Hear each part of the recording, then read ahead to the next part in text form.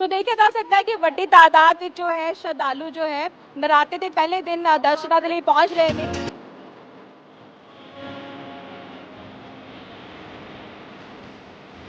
जो मंदिर है ना कालका जी तो बहुत सिद्धपीठ है। ये स्थान हम खड़े हैं अपने आप में सिद्ध स्थान है।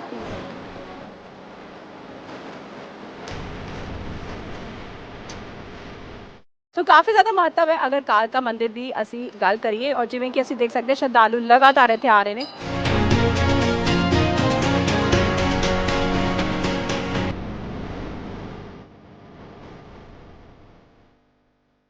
ਸਤਿ ਸ਼੍ਰੀ ਅਕਾਲ ਜੀ, ਮੈਂ ਹਾਂ ਤੁਹਾਡੀ ਆਪਣੀ ਤਰਨਜੀਤ।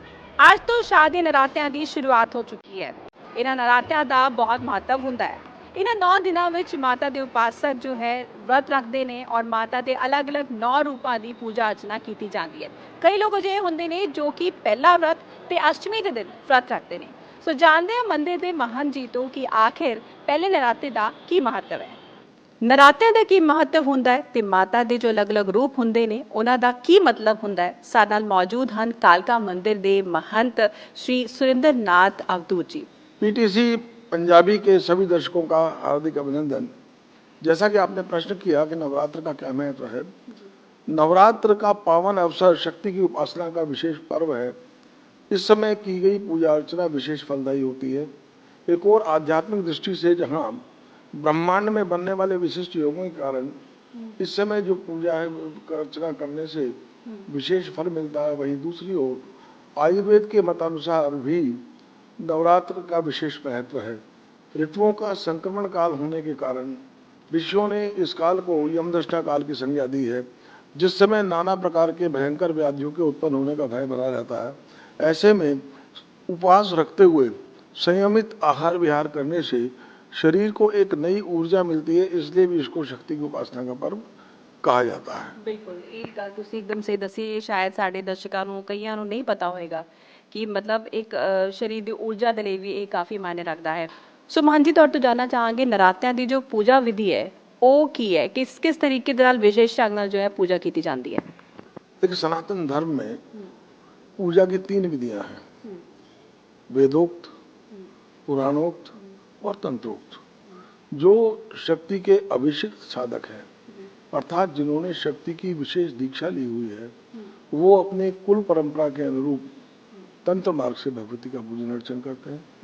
वहीं साधारणतया वैदिक विद्वानों के द्वारा ये पूजन अर्चन कराया जाता है। जो लोग स्वयं करना चाहते हैं वो अपने घर में एक चौकोर वेदी बनाए, 2 हाथ चौड़ी, 2 हाथ लंबी, 1 हाथ ऊंची, उस ऊपर जो है श्वेत या पीत वस्त्र बिछाकर उस पर जो है भगवती का जो है कलश की स्थापना करें। उसके अंदर ऊपर जो पंच पल्लव और श्रीफल रखें या भगवती की जो प्रतिमा उसमें रखते हुए या यंत्र की स्थापना करते हुए भगवती का पंचोपचार से अथवा षोडशोपचार से पूजन किया जाए। पंचोपचार में धूप, दीप, गंध, नैवेद्य आदि आ जाते हैं। वहीं षोडशोपचार या राजोपचार के द्वारा पूजन करने से भगवती जो विशेष रूप से प्रसन्न होती हैं। जो लोग स्वयं पूजा अर्चना नहीं कर सकते वो जो वैदिक विद्वानों के द्वारा बुलाकर यानी किसी पंडित को बुलाकर भगवती के जो है यंत्र की या मूर्ति की स्थापना करते हैं। उसे प्राण प्रतिष्ठा करने के बाद भगवती का आवाहन करते हुए आगच्छ वरदे देवी दैत्य दर्प निकुंदी पूजाम ग्रहण कुमारी जगन मातर नमोस्तुते, उससे भगवती का आवाहन करते हैं। फिर उनको धूप, दीप, गंध, नैवेद्य आदि से पाद अर्चन आदि करते हुए षोडशोपचार से भगवती का पूजन अर्चन करते हैं। ਮਹੰਤ ਜੀ ਮਾਤਾ ਦੇ 9 ਦਿਨਾਂ ਤੱਕ ਅਲੱਗ-ਅਲੱਗ ਜੋ ਉਹਨਾਂ ਦੇ ਰੂਪ ਹੈ ਉਹਨਾਂ ਦੀ ਪੂਜਾ ਅਰਚਨਾ ਕੀਤੀ ਜਾਂਦੀ ਹੈ। ਸੋ ਤੁਹਾਡੇ ਤੋਂ ਜਾਨਣਾ ਚਾਹਾਂਗੇ ਕਿ ਜਿਹੜੇ 9 ਦਿਨ ਹੈ ਕਿਹੜੀ ਮਾਤਾ ਦੀ ਪੂਜਾ ਕੀਤੀ ਜਾਂਦੀ ਹੈ, ਕਿਹੜੇ-ਕਿਹੜੇ ਦਿਨਾਂ ਔਰ ਕੀ ਮਹੱਤਵ ਉਹਨਾਂ ਦਾ ਹੁੰਦਾ है। मैं एक बात बिल्कुल स्पष्ट करना चाहूँगा कि मूल रूप में वो शक्ति एक ही है, उसकी लीला और क्रिया भेद के कारण वो अलग अलग नामों से जानी जाती है। जैसे एकेव शक्ति परमेश्वरस्य भिन्ना चतुर्था व्यवहार काले पुरुषेश विष्णु भोगे भवानी समरे च दुर्गा प्रलय च काली। मूल रूप में वो शक्ति एक है। जिस समय नारद जी के उपदेश पर भगवती ने ब्रह्मचर्य का पालन किया और भगवान शिव को वर रूप में प्राप्त करने के लिए कठोर तप किया, तो वो जो है ब्रह्मचारिणी कहलाई। जब हिमालय राज के यहाँ जन्म लेने के कारण वो जो है शैलपुत्री कहलाई। वहीं साधना में एक विशेष स्थिति प्राप्त करने पर चंद्रघंटा कहलाई। देव सेनापति स्कंद को जन्म देने के कारण स्कंद माता कहलाई। कात्यायन ऋषि के पुत्र कत ऋषि के पौत्र कात्यायन द्वारा पूजिता होने के कारण कात्यायनी कहलाई। कहने का भाव ये है, मूल रूप में वो शक्ति एक ही है। कवच में उनके 9 दुर्गों के नाम का मिलता है। प्रथमम शैलपुत्री च, द्वितीयम ब्रह्मचारिणी, तृतीयम चंद्र घंटेति कूष्मांडेति, चतुर्थकम पंचमम स्कंद मातेति, खष्टम कात्यायनी च, सप्तमम कालरात्रि महागौरी, अष्टमम नवमम सिद्धदात्री च, नवदुर्गा प्रकीर्तिता। इन 9 दुर्गाओं के नाम जो है कवच में जो है भगवती के मिलते हैं और उसके अनुरूप ही प्रतिदिन एक एक शक्ति की पूजा अर्चना की जाती है। बिल्कुल बहुत चंगी गल महंत जी ने दसी है कि एक कोई शक्ति है लेकिन दिन नाम अलग अलग दे दिते गए ने। तो जानना चाहेंगे माता नु महंत जी लाल चुनरी लाल वस्त्र ही आखिर क्यों चढ़ाए जाते हैं? लाल नाल की कोई विशेष जुड़ाव है? तंत्र शास्त्र में वस्त्रों के रंग का विशेष महत्व है। सात्विक पूजा करने के लिए और सात्विक आहार विहार करते हुए भगवती का पूजन अर्चन करने के श्वेत वस्त्र धारण किए जाते हैं। जो रजोगुणी हैं, जो सांसारिक ऐश्वर्य की प्राप्ति के लिए कामना से जो भगवती का पूजन अर्चन करते हैं, वो रजोगुणी अर्थात रक्त वस्त्र धारण करते हैं। और जो तामसी पूजा करते हैं वो काले वस्त्र भी धारण करते हैं।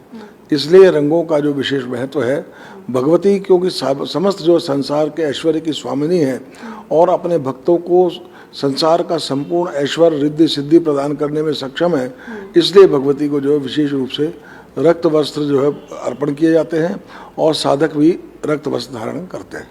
सुमन जी तो जानना चाहेंगे कि ਜਿਹੜੇ लोग जॉब करते हैं, कामकाज करते हैं, सो उसके चलते कई बार वो 9 दिनों तक व्रत नहीं भी रख पाते, सो उन्होंने दे लई उपासना दे होर किहड़े तरीके हो सकते हैं? तो लोग जो है 9 के 9 दिन भगवती का उपवास रखते हुए संयमित आहार विहार करते हैं और भगवती का पूजन अर्चन करने के बाद वह जो अपने फलाहार आदि ग्रहण करते हैं। जो लोग 9 के 9 दिन उपवास नहीं रख सकते, देवी भागवत में उनको कहा है जो सप्तमी अष्टमी और नौमी तिथि को अगर वो लोग उपवास रखते हुए भगवती का पूजन अर्चन विशेष रूप से करते हैं तो उनको भी संपूर्ण नवरात्रि के फल का जो है उनको प्राप्त होता है। और वैसे मैंने देखा है कि जो प्रतिदिन जो पहला नवरात्र और लोग जो अंतिम नवरात्र भी रखते हैं, उससे भी भगवती प्रसन्न होती है और साधक की मनोकामनाओं को पूर्ण करती है। महंत जी माता दी उपासना दे 8वें दिन यानी कि अष्टमी का एक विशेष महत्व होता है, इससे थोड़ा प्रकाश पाओ। देखिए, हमारे सनातन धर्म में 2 तरह की शक्तियों का पूजन अर्चन किया जाता है, जिनको एक हम 10 महाविद्याओं में को कालीकुल और श्रीकुल कहते हैं। कालीकुल में काली, तारा, छिन्नमस्ता, भैरवी, धूमावती आदि जो उग्र शक्तियाँ हैं वो आती हैं। उनका पारायण विशेष रूप से लोग अष्टमी के दिन करते हैं। और जो श्रीकुल की है, जैसे महालक्ष्मी, महासरस्वती, माँ दुर्गा, उनकी उपासना करने वाले नवमी के दिन अपने व्रत को संपूर्ण करते हैं। नरात्यां दे लई पीटीसी पंजाबी ਵੱਲੋਂ भी ਤੁਹਾਨੂੰ बहुत-बहुत शुभकामनावां। माता दा आशीर्वाद ਤੁਹਾਡੇ ਸਾਰਿਆਂ ਤੇ ਇੰਜ ਹੀ ਬਣਿਆ ਰਹੇ।